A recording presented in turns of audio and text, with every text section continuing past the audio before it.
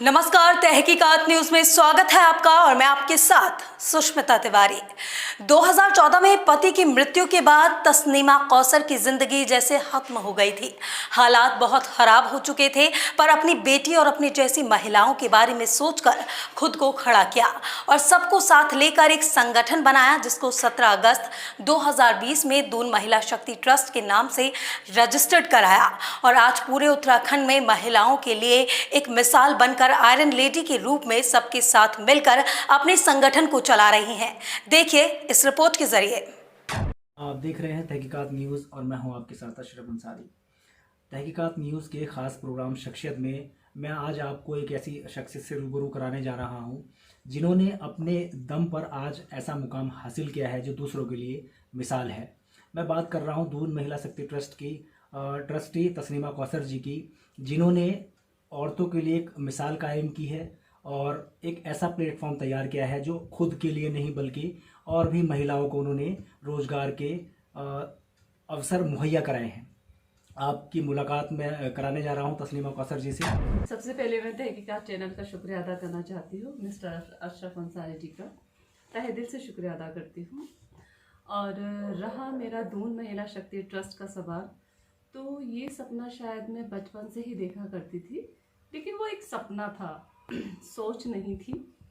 और मैं यूपी की बेसिकली लड़की हूँ और मेरी शादी उत्तराखंड देहरादून में हुई है। तो कुछ चीज़ें इस तरीके से हुई कि मुझे जो मेरा सपना था वो मेरी सोच में बदला और मैंने काफ़ी सोशल वर्क वगैरह किया। उसके बाद एक्टिविटीज़ जब ज़्यादा बढ़ने लगी तब महिलाओं का सिलसिला काफ़ी बढ़ गया था, रोज़गार का ज़रिया बढ़ने लगा था। तब ख्याल आया कि क्यों ना हम इसको एक ऐसा प्लेटफॉर्म बनाएं महिलाओं के लिए जो कि इस प्लेटफॉर्म पे सारी महिलाएं काम कर सकें। तब लगा कि सारी महिलाएं तो मेरे साथ देहरादून से ही जुड़ी हुई हैं। सोचा कि क्यों ना इसको एक नाम दे दिया जाए, तब इसको दून महिला शक्ति ट्रस्ट नाम दिया गया। महिलाओं को आप जैसे आपने अपने दून महिला शक्ति ट्रस्ट के ज़रिए जोड़ा है, तो उनको आप क्या क्या चीज़ें, जैसे वो आपके साथ जुड़ती हैं तो क्या क्या उनको करने के लिए आप देते हैं, उससे उनको क्या फ़ायदा होता है और क्या उनको मतलब रोज़गार जिस तरीके की आप बात कर रहे हैं तो वो भी मिलता है? बिल्कुल सर, दरअसल ये जो रोज़गार है तो उन महिलाओं के लिए है बेसिकली जो घर के अंदर रहती हैं। उनके अंदर हुनर तो है लेकिन प्लेटफॉर्म नहीं है। तो मैं महिलाओं से रूबरू होती थी और उनके दिल का हाल जानती थी। तब उन्होंने अपनी एक रखा कि मैम हम कुछ ऐसा करना चाहते हैं ताकि हमारा रोज़गार का ज़रिया बन सके। तब जो महिलाएं क्रोएशिया में एक्सपर्ट थीं तो उन्हें क्रोएशिया का काम दे दिया गया और उन्हीं महिलाओं को सबसे पहले बोलना सिखाया, क्योंकि औरतों की सबसे बड़ी जो हेजिटेशन होती है वो होता है बोलना। तो उनको बोलना सिखाया, उन्हीं से मार्केटिंग कराई और उन्हीं को उनके रोज़गार के ज़रिए उनको बढ़ावा दिया गया। जो एजुकेशन में एक्सपर्ट हैं तो उनके लिए एजुकेशन इंस्टीट्यूट खोले गए। गढ़ी कैंट में सर हमारा इंस्टीट्यूट एनटीटी इंस्टीट्यूट चल रहा है, ओपन बोर्ड चल रहा है और डे केयर भी साथ में चल रहा है।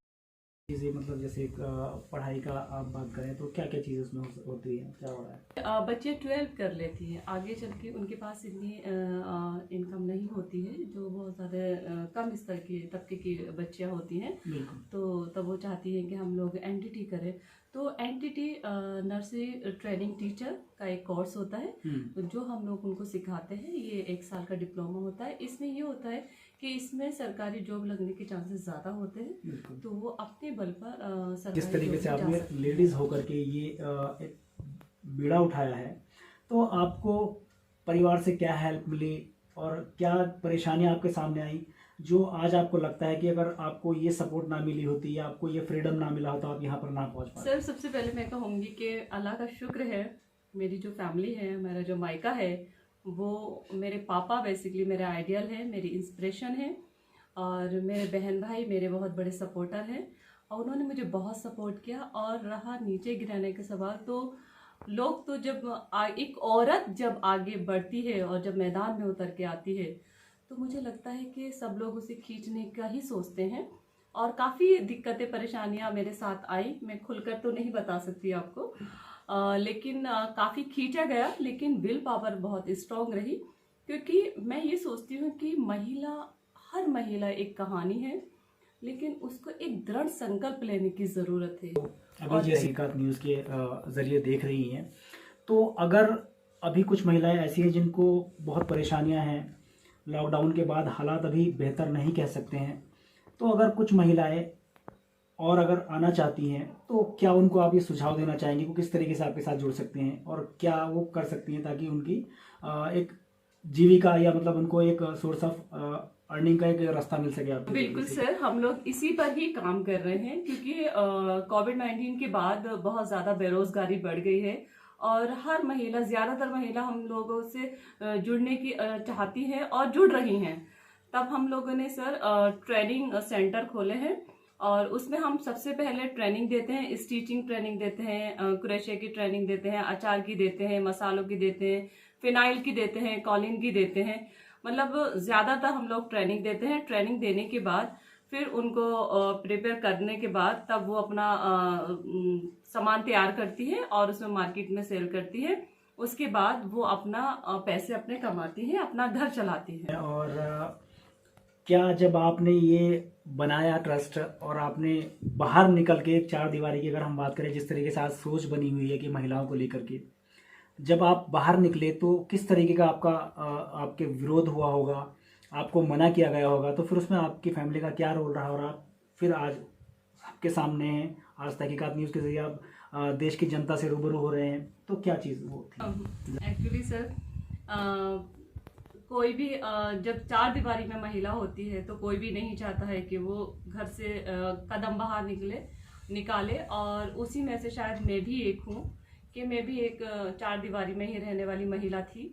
और कुछ हालात ऐसे रहे 2014 में कि मुझे दृढ़ संकल्प लेना पड़ा, और क्योंकि मेरा एक बच्चा है, उसको देखते हुए मैंने अपने आप को स्ट्रॉन्ग किया, क्योंकि अगर मैं स्ट्रॉन्ग नहीं होंगी तो मेरा बच्चा भी स्ट्रॉन्ग नहीं होगा। तब मैंने ये कदम निकाला, और जब कदम निकाला तो बहुत सारी परेशानियों का मैंने सामना किया। परेशानियों का सामना करते करते ही शायद मैं स्ट्रॉन्ग बनी हूँ। और जब इंसान के आगे बुरे हालात आते हैं तभी इंसान सीखता है। तो मैं सोचती हूँ कि जो भी हुआ अच्छा हुआ। अगर वो हालात मेरे सामने नहीं आते तो शायद आज मैं तहकीकात के चैनल पर नहीं होती। आज तहकीकात न्यूज़ के ज़रिए आपको तमाम महिलाएं या और भी लोग देख रहे हैं, तो आप तहकीकात न्यूज़ के ज़रिए क्या मैसेज उन लोगों को देना चाहेंगे? स्पेशली महिलाओं के लिए काम करती हूँ और महिलाओं के बारे में जानती हूँ। शायद महिला हूँ इसलिए महिला का एहसास ज़्यादा करती हूँ। और सिर्फ मैं महिलाओं को एक शेर के ज़रिए ही कहना चाहूँगी कि हमने जिस दौर को चाहा है बदल डाला है, हमने जिस दौर को चाहा है बदल डाला है, और जिस दौर को चाहेंगे बदल डालेंगे। बहुत खूब। तो ये थी तस्नीमा कौसर जी, जो दून महिला शक्ति ट्रस्ट की ट्रस्टी हैं, और जिस तरीके से उन्होंने सारी बातें आप दर्शकों को बताई, तो अगर आप लोग भी उम्मीद रखते हैं और आगे बढ़कर कुछ करना चाहते हैं तो आप इनसे सीख सकते हैं, प्रेरणा ले सकते हैं। और हम तहकीकात न्यूज़ की तरफ से आपको बहुत बहुत शुभकामनाएं देते हैं।